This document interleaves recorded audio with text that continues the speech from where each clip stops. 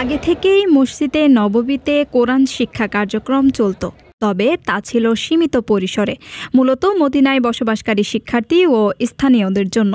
সেখানে হাফেজ ও আলেমরা মুখোমুখি পাঠদানের মাধ্যমে তিলাওয়াত, তাজবিদ ও তাফসির শেখাতেন।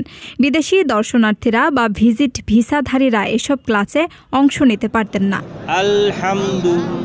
তবে এবার সেই সুযোগ উন্মুক্ত করেছে সৌদি কর্তৃপক্ষ।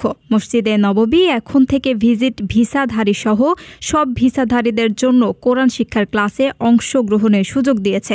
পাশাপাশি মদিনার ইসলামিক ইউনিভার্সিটিতে 6 সপ্তাহ মেয়াদী আরবি ভাষা কোর্সেও ভর্তি হওয়ার সুযোগ থাকবে।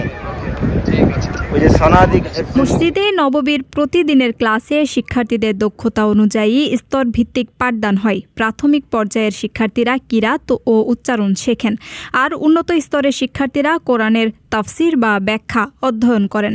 এতে শিক্ষার্থীরা ধারাবাহিকভাবে ধর্মীয় জ্ঞান ও কোরআন বোঝার দক্ষতা অর্জন করতে পারেন।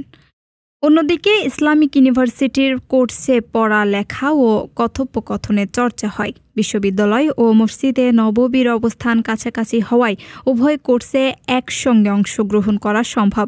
এই উদ্যোগের মাধ্যমে ভিজিট ভিসাধারীরা প্রায় 2 মাসের ধারাবাহিক ধর্মীয় ও ভাষা শিক্ষার অভিজ্ঞতা লাভ করতে পারবেন। প্রিয় প্রবাসী, আপনার নিরাপদ ভবিষ্যতের জন্য অর্ধেক দামে আজই ফ্ল্যাট বুকিং করুন। ঢাকায় প্রবাসী সিটি দিচ্ছে সীমিত সময়ের স্পেশাল অফার। জমিও ফ্ল্যাট একসাথে। যোগাযোগ করুন স্ক্রিনে দেওয়া নম্বরে।